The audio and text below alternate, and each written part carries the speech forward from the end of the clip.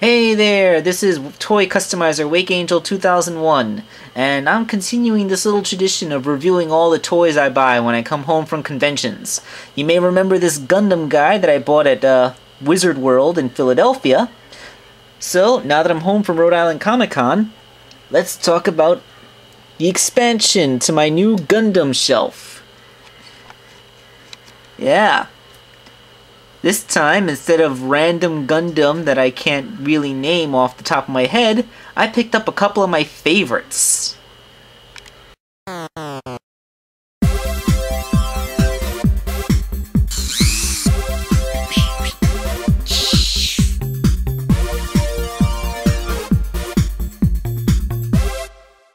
Okay, so let's start this review with the Space Leo from the Gundam Wing series. Now, I am a complete anime head, and when I was a teenager, and even into my college years, I loved Toonami. One of the first shows that Toonami ever had was Gundam Wing, which to this day is still my favorite Gundam series.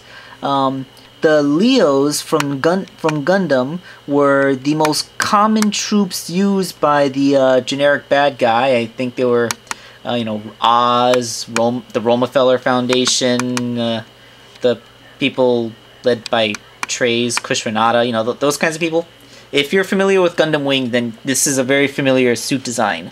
Of course, this is a purple suit. As I recall, the more common colors on the show were green or blue. But hey, it's a Space Leo. One thing I always liked about the Leo is how realistic and practical this mech looks.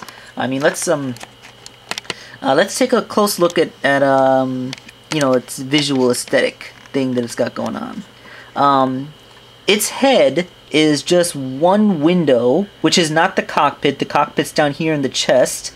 This is just basically a camera. But you see how it has these things on the sides, and if you turn it to the side, it even has like a little cap thing. It looks very reminiscent of a gas mask and pit helmet, something that would be worn in the trenches in World War I. I think that's the aesthetic that they were going for. This looks like an armored up soldier, a giant version of an armored up soldier, but that's exactly what it is. As the Space Leo, this one comes equipped with the mobility unit. It's again, it's very practical looking. It's not like what you would see on, say, Gurren Lagann or the Gundam Wing Endless Waltz movie, where you have like beauteous wings and all anime style swooshy stuff that looks completely impractical on a mechanical level. As you can see here on the sides, there are little thrusters which would send out puffs of air to have the thing maneuver around. And it is held on with a simple peg, and you can remove it. That reveals a hole in the back, but then you basically have a purple ground Leo after that. And it's kind of silly because when you take the backpack off, the Leo looks like it has a big butt, because of the two thrusters just above its legs. They of course have these thrusters so they can do lunging attacks. Because how fast can you expect a giant robot to move without thrusters, huh? Okay. Now, the Space Leo that I bought came with one accessory, and that is this pink beam saber. It even has a purple hilt to match the suit itself. I find this kind of a strange accessory because in the anime, Leos very rarely use beam sabers. They were mostly equipped with rifles. Although, I do recall Hiro Yui, when he hijacked the Space Leo, he did fight with its beam saber. So apparently these are standard issue, even if most soldiers aren't trained to fight with them. The beam saber is in two pieces. You can take the blade off and just have a hilt. Although there is really no place to actually put the thing on the Leo. I mean, I can cram it in behind his backpack, but that's not really an official holstering spot. Also, the beam saber itself is made out of a relatively soft material. It's not too gummy, but it's going to prevent it from getting snapped. Again, this isn't like a robot Tamashi, which is designed to be collector grade and you don't give it to kids. This actually feels like something that they intended to sell on a market where kids would buy it, because it's a very solid, durable piece, even if that comes at the expense of a little bit of the nicer articulation that robot Tamashis have. Speaking of articulation, let's get into that. The head, I notice, has a little bit of movement, although it's restricted in every direction by the collar. Same with the waist. I feel like they wanted to put a joint there, but mechanical detailing just prevents it from moving. See? It is there, it just can't do anything. Joints that aren't completely restricted are the shoulders. Very excellent ball jointed shoulders.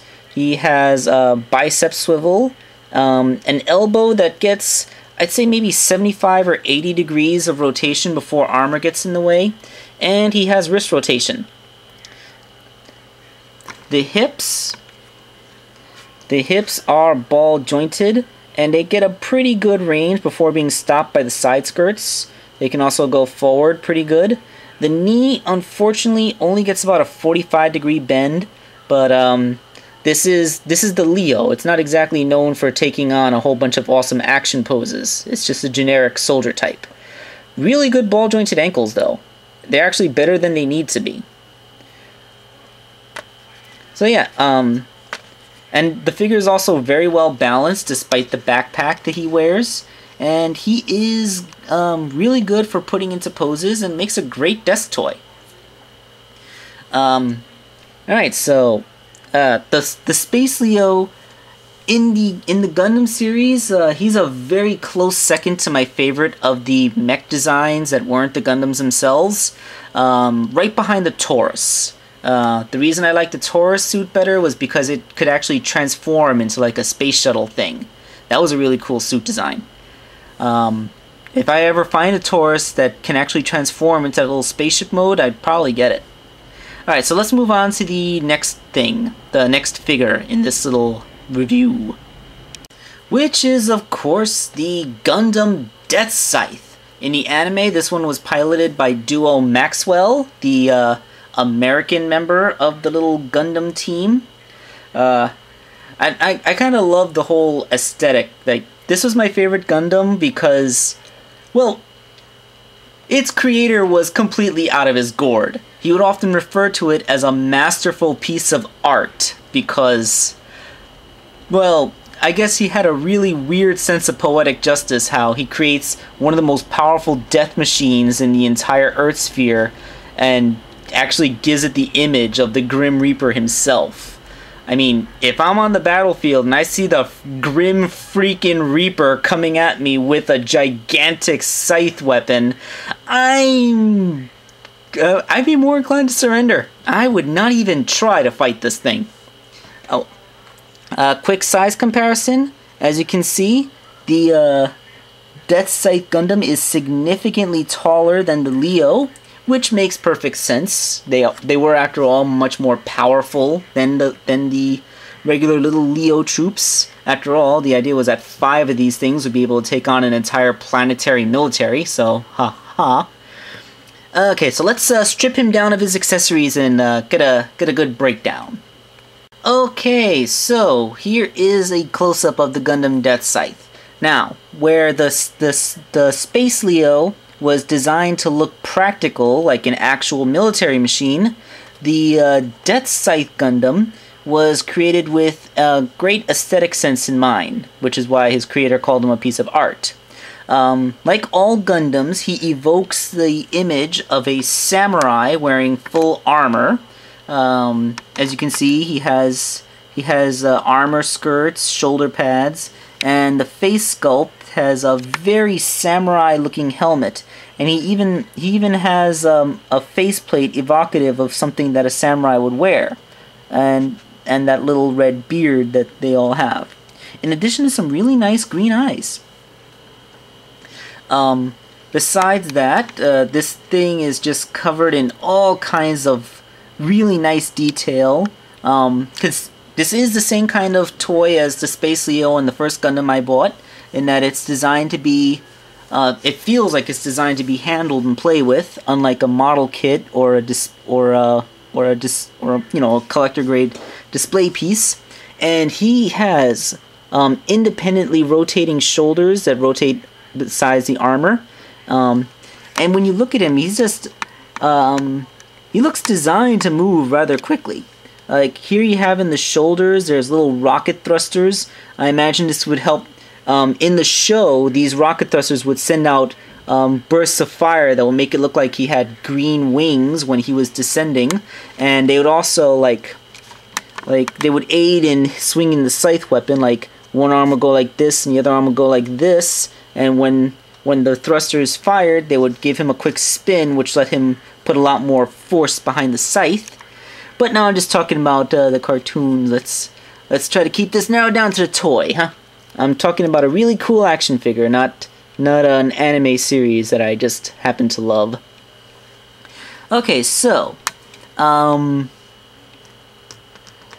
Sculpt. There is here in the back of his skirt space where it looks like you can stick the scythe weapon through, and it does clip into place there, so it doesn't get all spinny and wobbly. Although the blade of the scythe is so long that if it hung straight down, it would easily just drag on the ground, so I keep it slightly rotated.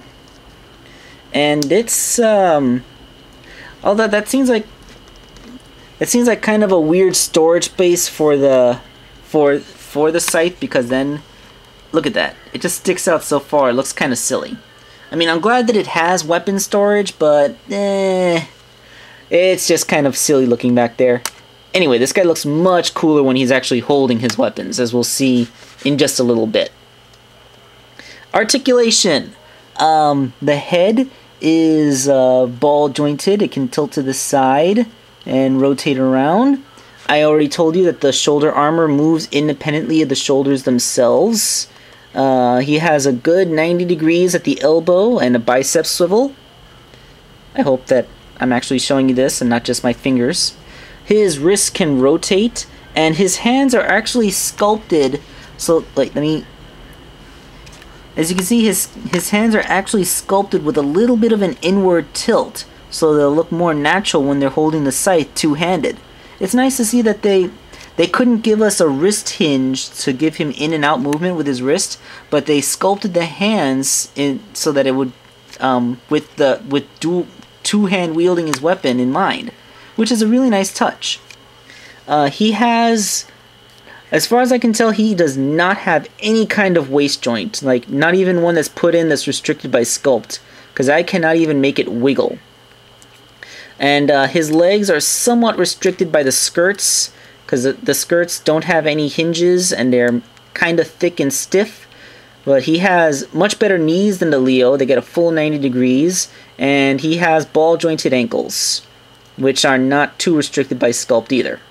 So despite restrictions caused by the skirt and lack of thigh swivels, you can still get a pretty good wide-legged stance on him. At least wide enough for most of what he did on the show itself. So let's talk about his accessories. Accessory number one is, of course, going to be his enormous scythe weapon. It feels like you can pull the head off, but I don't really wanna. Focus. Here we go. There is a very long shaft, which, when stood up, is actually taller by a significant margin than the mecha itself. In addition to a really long beam saber blade. I remember the great claim to fame about the beam saber weapon on Deathscythe is that it could work underwater, which apparently most beam energy weapons couldn't do. It doesn't have any moving parts, but is sculpted to have those same kinds of the hydraulics are sculpted in. As you remember on the show, this would stick straight out, and then this would move it into a 90-degree position, and the blade would come out sideways, turning it into a scythe. I thought that was really cool. Although I don't think he ever used it as a naginata, except and that one time when he made a tiny little beam to disable the self-detonating device in the Wing Gundam. And there I am talking about obscure trivia again, about Gundam Wing. I feel like I'm compensating for my lack of knowledge of the previous Gundam series. Okay, so his other accessory is his shield. You may recall in the show how this thing would launch off, and these would split out, and it would turn into kind of like a self-propelled drone, which would take out enemies from a distance. And he has clipping points on either arm. You can put it on very simply, just like that. Although I believe for the sake of show accuracy, he always kept it on the left arm, not the right. I'd have to look up some screenshots from the show, but I'm almost certain that Duo's mech kept this shield weapon on the left arm, because he's Deathscythe. Yeah, the shield is... The arm's posability is versatile enough that you can get the shield in front of him pretty good. So, yeah, there's that. And again, with the cross motif on the red field, again, there's that artistic sense of that insane mad scientist that built this. And then, as you saw in the beginning, you can just put the scythe in his hand, and he cuts a pretty imposing stature when he's not holding the scythe limp-wristed. Come on, Duo, have some pride. There you go.